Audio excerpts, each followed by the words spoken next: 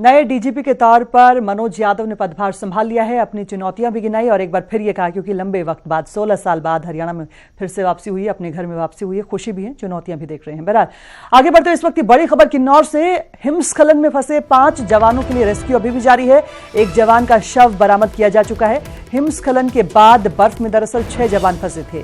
भारत तिब्बत सीमा के पास यह हादसा हुआ और सेना और आईटीबीपी के साथ लगातार फिलहाल डीसी भी संपर्क में है।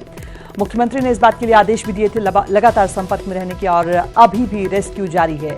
5 जवानों के लिए रेस्क्यू चल रहा है। एक जवान का शव यहां से बरामद हो चुका है। हिमस्खलन हुआ था। हिमस्खलन के बाद 6 जवान आईटीबीपी के यहां पर फंसे थे और उसके बाद अभी रेस्क्यू चल रहा है। अपडेट के साथ सहयोगी अरुण नेगी हमारे साथ फोन लाइन पर। अरुण, क्या कुछ जानकारी? जी शायद सबसे पहले यह है कि जो गांव में जो हिमस्खलन हुआ था उसमें अभी रेस्क्यू सुबह 7 बजे एक बार शुरू हुआ था, लेकिन बारिश व बर्फबारी के कारण स्थगित करना पड़ा था। और अभी भी किन्नौर में, अगर किन्नौर की मौसम की बात करें तो हल्की बारिश व बर्फबारी जारी है और ऐसे में थोड़ा सा जो खलल है वो रेस्क्यू करने में पड़ रही है। लेकिन जो सेना के जवान है, स्थानीय लोग हैं, वो सब वहाँ रेस्क्यू के लिए पहुंचे हैं। और अगर ये मौसम साथ दिया तो शायद 2 या 3 बजे तक कुछ जवानों के शव और बरामद किया जा सकता है। जी शायद अरुण, शुक्रिया तमाम जानकारी के लिए। बता दें कि सेना और आईटीबीपी के साथ लगातार डीसी संपर्क में और कोशिश की जा रही है कि जल्द से जल्द ये रेस्क्यू जो चल रहा है ये पूरा हो। और अभी 5 जवानों के लिए रेस्क्यू चल रहा है। एक जवान का शव यहां से बरामद किया जा चुका है।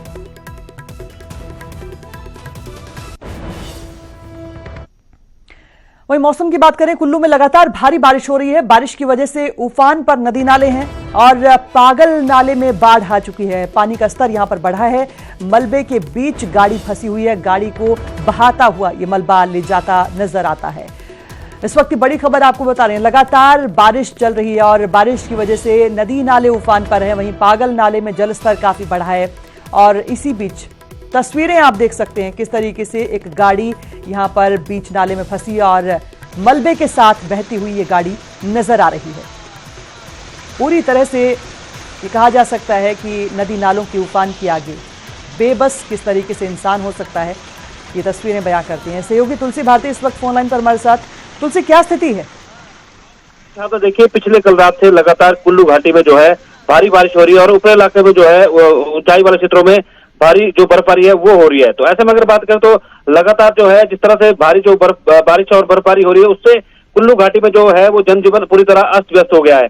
ऐसे में अगर बात करें तो कुल्लू जिला में लगभग 80 से ज्यादा जो लोकल रूट है वो बंद हो गए हैं और सभी घाटी में भूस्खलन के बाद यातायात पूरी तरह से अवरुद्ध हो गया है। इसके अलावा अगर बात करें तो सेंज घाटी में जिस तरह से सुबह सवेरे जो है वो जो पागल नाला है वहां पर जो बड़ी घटना सामने आई है उसमें एक जो जीप थी वो पागल नाले में जो अचानक बाढ़ में फंस गई थी। उसके बाद जो है जब रेस्क्यू जीप को किया जा रहा था उस दौरान जो है वो जीप बाढ़ में जो है वो मलबे में बहकर जो है उसको क्षतिग्रस्त हुई है और नुकसान हुआ है। परंतु इस घटना में जो है किसी तरह के जान माल की नुकसान नहीं हुआ है। इसके अलावा अगर बात करें तो लगभग शहरों में जगह जगह पर जो है भारी बारिश के कारण जो सड़कें हैं या रास्ते हैं वो नालों में तब्दील हो गए हैं और ऐसे में जो है जगह जगह पर जो है भारी जो सड़कें हैं वो वहां पर मलबा आ गया है, जिससे कई जगह पर यातायात पूरी तरह अवरुद्ध हो गया है।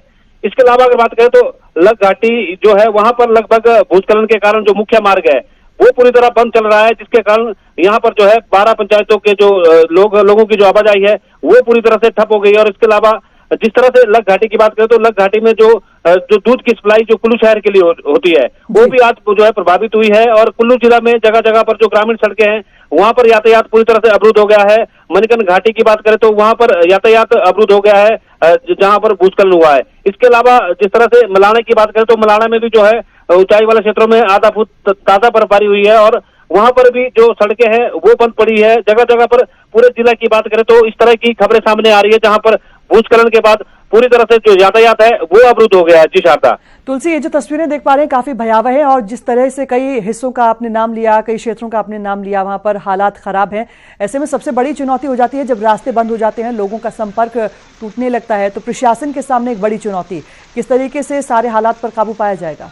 हाँ बिल्कुल, देखिए जिस तरह से लगातार जो भारी बारिश हुई थी उसको देखते हुए कुल्लू जिला में जो है शिक्षण संस्थान आज जो है बंद कर दिए गए हैं और जिस तरह से स्कूली छात्रों की सुरक्षा को देखते हुए जो है नदी नाले जो उफान पर है उसको देखते हुए स्कूलों में जो छुट्टी कर दी गई है। इसके अलावा अगर बात करें तो लोक निर्माण विभाग की जो मशीनरी है वो लगातार जो है जहां पर मलबा में जुट गई है और जगह जगह पर जो है जो लोक निर्माण विभाग की मशीनरी है वो लगातार कार्य कर रही है, परंतु जिस तरह से लगातार जो मौसम है वो पूरी तरह से खराब चल रहा है।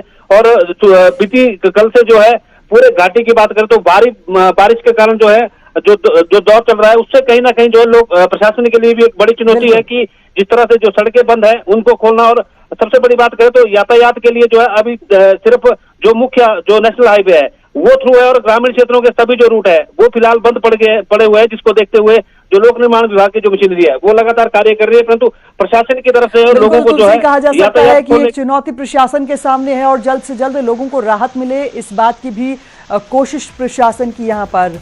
बहुत शुक्रिया तमाम जानकारी के लिए।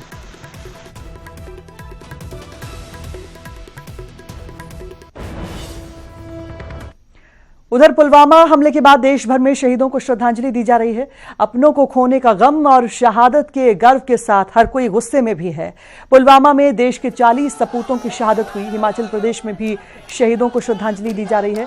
राजधानी शिमला में शहीदों के सम्मान में तिरंगा यात्रा निकाली गई। एबीवीपी ने उपायुक्त कार्यालय से रिज मैदान तक तिरंगा यात्रा निकाली। इस दौरान पाकिस्तान मुर्दाबाद और सेना के जिंदाबाद के नारे लगे।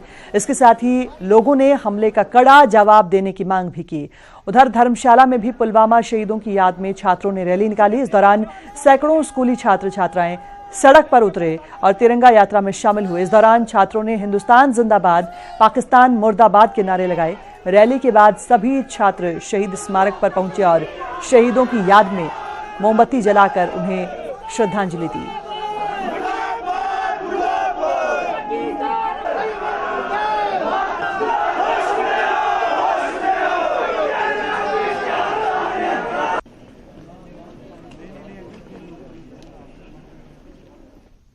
उधर गुरुग्राम में सिलेंडर फटने से ढाबे में भीषण आग लग गई। हादसे में पूरा ढाबा जलकर खाक हो गया। न्यू रेलवे रोड पर ढाबे में भीषण आग लगी और हालांकि फायर ब्रिगेड की 2 गाड़ियों ने जल्द ही आग पर काबू पा लिया। इस आगजनी में किसी के हताहत होने की खबर नहीं है।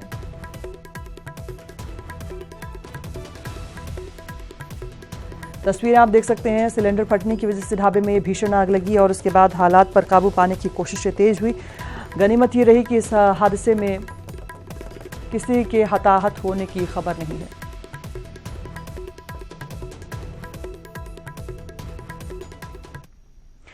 और नशा बुराई नहीं, बीमारी बन गई है। यह महामारी है। क्या आपको मालूम है कि हिमाचल प्रदेश में नशे की वजह से क्या कुछ हो रहा है?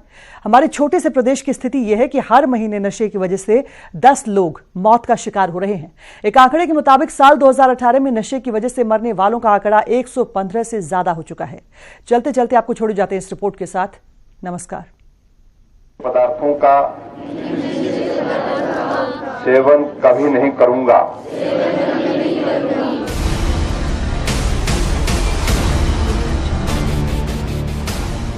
विश्व स्वास्थ्य संगठन यानी WHO का मानना है कि नशा एक बीमारी है, लेकिन हमारा समाज एक नशेड़ी को बीमार नहीं बल्कि घृणा की नजर से देखता है। आपको जानकर हैरानी होगी कि हिमाचल प्रदेश में हर महीने नशे से औसतन 10 लोग मौत का शिकार होते हैं। आप किसी बीमारी को छुपाओगे वो बढ़ेगी, वही हमारी ये नशे की बीमारी है।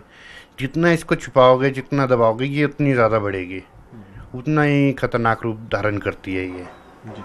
इससे इसको छुपाना नहीं है। अगर किसी के घर पे भी एडिक्ट है तो वो उसका इलाज कराए, ट्रीटमेंट कराए प्रॉपर उससे वे से, जिससे कि है ना वो अपनी आगे की ज़िंदगी तो अच्छी जिए। सुनने में बुरा जरूर है लेकिन सच है। हर महीने नशे की वजह से 10 लोग अकाल मौत का शिकार हो रहे हैं। साल 2018 में नशे के कारण मरने वालों का आंकड़ा 115 से ज्यादा था। नशा मुक्ति केंद्र ऐसी एक जगह है, एक ऐसी संस्था है जहाँ पे उसको एक बीमारी की तरह समझा जाता है कि वो एक बीमारी से ग्रस्त है और वहाँ पे उसको उस बीमारी से बाहर आने में मदद की जाती है। यहाँ पे एक प्रोग्राम को हम लोग इम्प्लीमेंट करते हैं जिसका नाम है नारकोटिक्स एनोनिमस NA। यहाँ पे 12 स्टेप प्रोग्राम है सर।